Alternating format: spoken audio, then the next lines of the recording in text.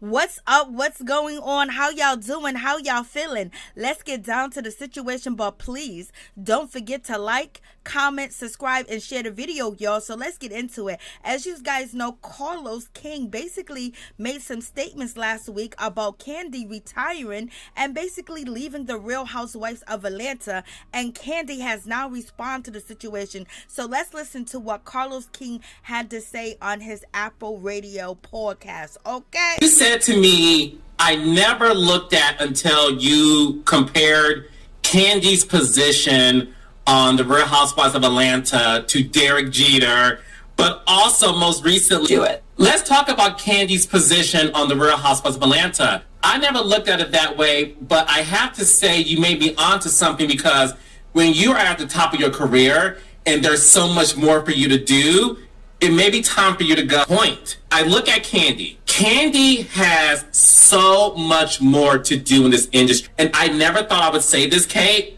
I agree with you that this should be Kandi's last season in terms of when to hold, when to fold, and when it's time to bow out gracefully, because there's other opportunities your way. One thing we know about Kandi, she doesn't need the money. No. She's very wealthy. So the money should not be a factor in her decision.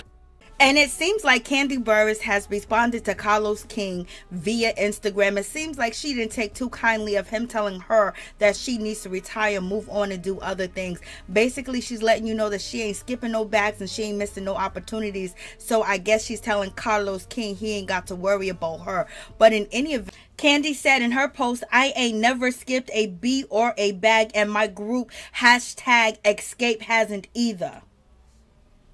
So it seems like Kandi Burruss was responding to Carlos King because he's worried about her missing bags and skipping out on bags because she's too busy filming for the Real Housewives of Atlanta. So it definitely seems that she was throwing that shade at Carlos King, and basically she's saying that I ain't never skipped a beat or a bag, and my group #escape hasn't either. So basically she's letting Carlos King know, don't worry about my bags, don't worry about anything, because I ain't skipping nothing. I ain't skipping a beat and I ain't skipping a bag. So it seems like that was directly at Carlos King because he's worried about what bag that Kandi is skipping out on, okay? And any event, because the rumors are out here on the street, is that Carlos King teamed up with Jermaine Dupri from So Def Records to actually do a documentary on Escape with TV1 without Kandi or the Escape members being affiliated with the project, and they was going to make bank and money off the situation. And Kandi was not cool with Escape at the time, so she went and got her group members and said that we are not going to let Jermaine Dupri, Carlos King get a bag off of us. We gonna work this out. So we see Escape come together, and they were filming with Mona Scott, which was on the Bravo network. So therefore she's taking shots at Carlos King, in my opinion, point blank.